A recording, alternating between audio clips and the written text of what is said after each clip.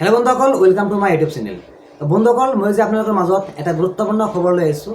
আৰু এই খবৰটো হ'ল, যিসকলে পি এম কিষাণ ধন লাভ কৰি আছে তেওঁলোকে ফাৰ্মাৰ ৰেজিষ্ট্ৰেশ্যন কৰিব লাগিব। আৰু এয়া হ'ল বাধ্যতামূলক। তো যিসকলে ফাৰ্মাৰ ৰেজিষ্ট্ৰেশ্যন কৰিছে তেওঁলোকৰ বাবে নহয়, যিসকলে ফাৰ্মাৰ ৰেজিষ্ট্ৰেশ্যন কৰা নাই তেওঁলোকৰ বাবে অতি গুৰুত্বপূৰ্ণ। আপোনালোকে যদি পি এম কিষাণ ধন লাভ কৰি আছে কিন্তু তেওঁলোকে ফাৰ্মাৰ ৰেজিষ্ট্ৰেশ্যন কৰা নাই, তেনেহ'লে আপোনাৰ পি এম কিষাণৰ ধন আৰু লাভ নকৰিব পাৰে। আপোনাৰ পি এম কিষাণ বন্ধ হৈ যাব পাৰে। তো অতি শীঘ্ৰে আপোনালোকে আপোনালোকৰ নিয়াৰেষ্ট যি CHC চেণ্টাৰ আছে তাতে যাই আপোনালোকৰ যি ফাৰ্মাৰ ৰেজিষ্ট্ৰেশ্যন সেইটো কৰি লওক।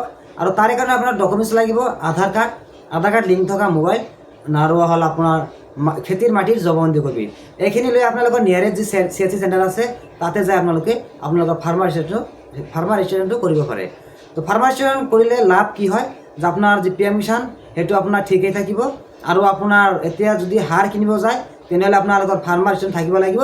আৰু যদি আপুনি ফচল বীমা কৰে তেনেহ'লে আপোনালোকৰ ফাৰ্মাৰ ৰেজিষ্ট্ৰেশ্যনটো থাকিব লাগিব। তো বন্ধুসকল, মোৰ ভিডিঅ'টো লাইক কৰি শ্বেয়াৰ কৰিব। আৰু মোৰ চেনেলটো যদি ছাবস্ক্ৰাইব কৰে নিশ্চয় মোৰ চেনেলটো ছাবস্ক্ৰাইব কৰি বেল আইকনটো ক্লিক কৰিব, যাতে মই এনেকুৱা ভিডিঅ' আপলোড দিয়াৰ লগে লগে আপোনালোকে চাব পাৰে।